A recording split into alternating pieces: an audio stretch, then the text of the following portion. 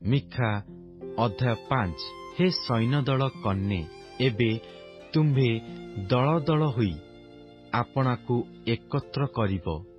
ସେ ଆମ୍ଭମାନଙ୍କ ପ୍ରତିକୂଳରେ ସୈନ୍ୟ ବେଷ୍ଟନ କରିଅଛି। ସେମାନେ ଇସ୍ରାଏଲର ବିଚାରକର୍ତ୍ତାର ଗାଲରେ ଦଣ୍ଡାଘାତ କରିବେ। ମାତ୍ର ହେ ବୈଥଲେହମ ଉଫ୍ରାଥା, ଜିହୁଦାର ସହସ୍ର ଗଣର ମଧ୍ୟରେ କ୍ଷୁଦ୍ର ଯେ ତୁମ୍ଭେ, ତୁମ୍ଭ ମଧ୍ୟରୁ ଇସ୍ରାଏଲର ଶାସନକର୍ତ୍ତା ହେବା ନିମନ୍ତେ ଆମ୍ଭ ଉଦ୍ଦେଶ୍ୟରେ ଏକ ବ୍ୟକ୍ତି ଉତ୍ପନ୍ନ ହେବେ। ପୁରାତନ କାଳରୁ ଅନାଦି କାଳରୁ ତାହାଙ୍କର ଉତ୍ପତ୍ତି। ଏ ନିମନ୍ତେ ଯେଉଁ ସ୍ତ୍ରୀ ପ୍ରସବ ବେଦନାଗ୍ରସ୍ତା ହେଉଅଛି, ସେ ଯେ ପର୍ଯ୍ୟନ୍ତ ପ୍ରସବ ନ କରେ, ସେହି ସମୟ ପର୍ଯ୍ୟନ୍ତ ସେ ସେମାନଙ୍କୁ ତ୍ୟାଗ କରିବେ। ତହିଁଉତ୍ତାରେ ତାହାଙ୍କର ଅବଶିଷ୍ଟ ଭ୍ରାତୃଗଣ ଇସ୍ରାଏଲର ସନ୍ତାନଗଣର ନିକଟକୁ ଫେରିଆସିବେ। ପୁଣି ସେ ଠିଆ ହୋଇ ସଦାପ୍ରଭୁଙ୍କ ଶକ୍ତିରେ, ସଦାପ୍ରଭୁ ଆପଣା ପରମେଶ୍ୱରଙ୍କ ନାମର ମହିମାରେ ଆପଣା ପଲ ଚରାଇବେ ଓ ସେମାନେ ସୁସ୍ଥିର ହୋଇ ବାସ କରିବେ। କାରଣ ସେ ସମୟରେ ସେ ପୃଥିବୀର ପ୍ରାନ୍ତ ପର୍ଯ୍ୟନ୍ତ ମହାନ ହେବେ। ଆଉ ଏହି ମନୁଷ୍ୟ ଆମ୍ଭମାନଙ୍କର ଶାନ୍ତି ସ୍ୱରୂପ ହେବେ।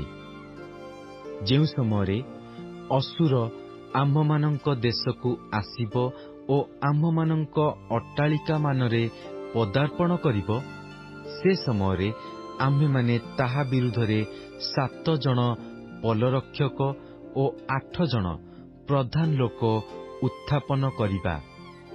ପୁଣି ସେମାନେ ଖଡ୍ଗ ଦ୍ୱାରା ଅସୁର ଦେଶ ଓ ନିମ୍ରୋଦ ଦେଶର ପ୍ରବେଶ ସ୍ଥାନ ସକଳ ଉଚ୍ଛିନ୍ନ କରିବେ। ପୁଣି ଅସୁର ଆମ୍ଭମାନଙ୍କ ଦେଶକୁ ଆସି ଆମ୍ଭମାନଙ୍କ ସୀମାରେ ପଦାର୍ପଣ କଲେ ସେ ତାହାଠାରୁ ଆମ୍ଭମାନଙ୍କୁ ଉଦ୍ଧାର କରିବେ। ଆଉ ସଦାପ୍ରଭୁଙ୍କ ନିକଟରୁ ଆଗତ ଯେଉଁ ଶିଶିର ଓ ତୃଣ ଉପରେ ପତିତ ଯେଉଁ ବୃଷ୍ଟି ମନୁଷ୍ୟ ପାଇଁ ବିଳମ୍ବ ନ କରେ, କିଏବା ମନୁଷ୍ୟ ସନ୍ତାନଗଣର ଅପେକ୍ଷା ନ କରେ, ତାହାର ତୁଲ୍ୟ ଯାକୁବର ଅବଶିଷ୍ଟାଂଶ ଅନେକ ଗୋଷ୍ଠୀ ମଧ୍ୟରେ ରହିବେ। ପୁଣି ବନ ପଶୁଗଣ ମଧ୍ୟରେ ଯେପରି ସିଂହ, ମେଷପଲ ମଧ୍ୟରେ ଯେପରି ଯୁବା ସିଂହ ଯାଇ ଦଳି ପକାଏ ଓ ବିଦୀର୍ଣ୍ଣ କରେ, ଆଉ ଉଦ୍ଧାରକାରୀ କେହି ନଥାଏ, ସେପରି ଗୋଷ୍ଠୀଗଣ ମଧ୍ୟରେ ଅନେକ ଗୋଷ୍ଠୀ ମଧ୍ୟରେ ଯାକୁବର ଅବଶିଷ୍ଟାଂଶ ହେବେ। ତୁମ୍ଭ ବିପକ୍ଷ ଗଣର ଉପରେ ତୁମ୍ଭର ହସ୍ତ ଉନ୍ନତ ହେଉ ଓ ତୁମ୍ଭର ଶତ୍ରୁ ସମସ୍ତେ ଉଚ୍ଛିନ୍ନ ହେଉନ୍ତୁ। ଆହୁରି ସଦାପ୍ରଭୁ କହନ୍ତି, ସେଦିନ ଆମ୍ଭେ ତୁମ୍ଭ ମଧ୍ୟରୁ ତୁମ୍ଭ ଅଶ୍ୱଗଣକୁ ଉଚ୍ଛିନ୍ନ କରିବା ଓ ତୁମ୍ଭର ରଥ ସବୁ ନଷ୍ଟ କରିବା। ପୁଣି ଆମ୍ଭେ ତୁମ୍ଭ ଦେଶର ନଗର ସବୁ ଉଚ୍ଛିନ୍ନ କରିବା ଓ ତୁମ୍ଭର ଦୃଢ଼ ଦୁର୍ଗ ସବୁ ଭାଙ୍ଗି ପକାଇବା।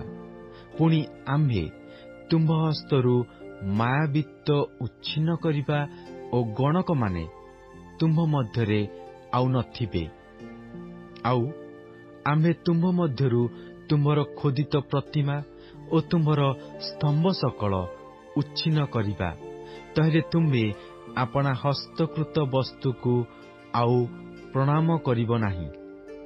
ପୁଣି ଆମ୍ଭେ ତୁମ୍ଭ ମଧ୍ୟରୁ ତୁମ୍ଭର ଆସେରା ମୂର୍ତ୍ତି ସକଳ ଉତ୍ପାଟନ କରିବା ଓ ତୁମ୍ଭର ନଗର ସବୁ ବିନଷ୍ଟ କରିବା।